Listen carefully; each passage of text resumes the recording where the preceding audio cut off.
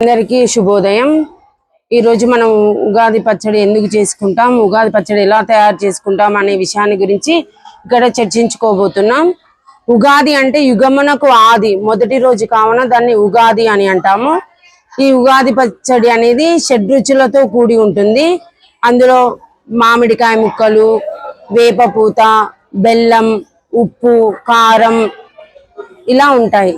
అంటే ఒక్కొక్క పదార్థం ఒక్కొక్క రుచిని తెలుపుతుంది। అవి మన జీవితంలో కూడా ఎలాంటి పాత్రను పోషిస్తాయో కూడా తెలుపుతాయి। అలాగే మరి ఉగాది అంటే తెలుగు సంవత్సరం అంటారు కదా, తెలుగు సంవత్సరం ప్రతి తెలుగు సంవత్సరానికి ఒక పేరు అనేది ఉంటుంది। ఆ పేరు అనేది ఎలా వచ్చింది అంటే, నారద మహర్షుల వారు ఒక సందర్భంలో స్త్రీ వేషం ధరిస్తారు। ఆ సమయంలో అతను పెళ్లి చేసుకుంటాడు। అప్పుడు 60 మంది పిల్లలు పుడతారన్నట్టు। పుట్టి వారు తక్కువ సమయంలోనే మరణిస్తారు। ఆ మరణించినప్పుడు వెళ్ళి తన బాధను మహావిష్ణువుతో చెప్పుకున్నప్పుడు వారి ప్రకారంగా 60 మంది పిల్లలు ఉన్నారు కదా, చనిపోయారు కదా, వాళ్ళ పేర్లు ఉండే విధంగా అనేటువంటి విషయంగా 60 సంవత్సరాల పేర్లు సృష్టిస్తారన్నట్టు। అలా మహావిష్ణువు చెప్పినటువంటి 60 పేర్లు ఇప్పుడు మనం ప్రతి సంవత్సరం ఒక్కొక్క పేరు అనేది వస్తూ ఉంటుంది।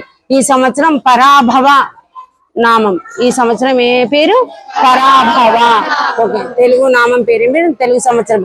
మనం ఇంగ్లీష్ లో డిసెంబర్, జనవరి, ఫిబ్రవరి, మార్చ్ ఎలాగైతే ఉంటాయో తెలుగు సంవత్సరాలు 60 ఉంటాయి। ఇలా 60 ఉంటే దాన్ని షష్ఠి వర్ష చక్రం అంటారు।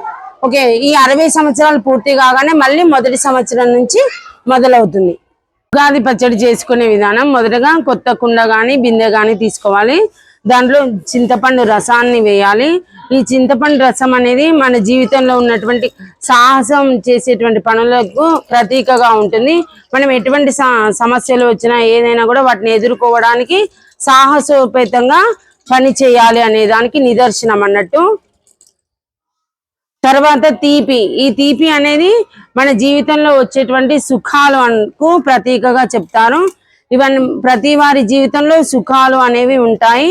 వాటిని ఎక్కువగా ఆనందిస్తూ దానితో పాటు మనం విజయాలను సాధిస్తూ జీవితాన్ని సంతోషమయం చేసుకోవాలనే దానికి గుర్తుగా మనం ఈ తీపిని వాడతారు। తర్వాత కారం, కారం అనేది మనలో ఉన్నటువంటి పౌరుషాన్ని తెలుపుతుంది। ప్రతి మనిషిలో కూడా పౌరుషం అనేది ఉంటుంది। వాళ్ళ జీవితంలో పౌరుషాన్ని ప్రదర్శిస్తూ వాళ్ళు ఉన్నత శిఖరాలకు వెళ్ళాలనే దానికి సూచికగా దీన్ని ఉపయోగిస్తారు।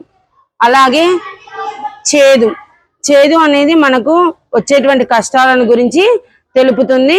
ఆ కష్టాలు అనేటువంటివి తీర్చుకుంటూ మనం ఎటువంటి ఇబ్బందులు పడకుండా ముందుకు సాగుతూ ఉండాలి।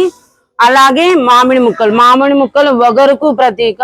వగరు అంటే మనలో ఉన్నటువంటి సహనానికి ప్రతీకగా ఉంటాయి, సహనాన్ని తెలుపుతాయి।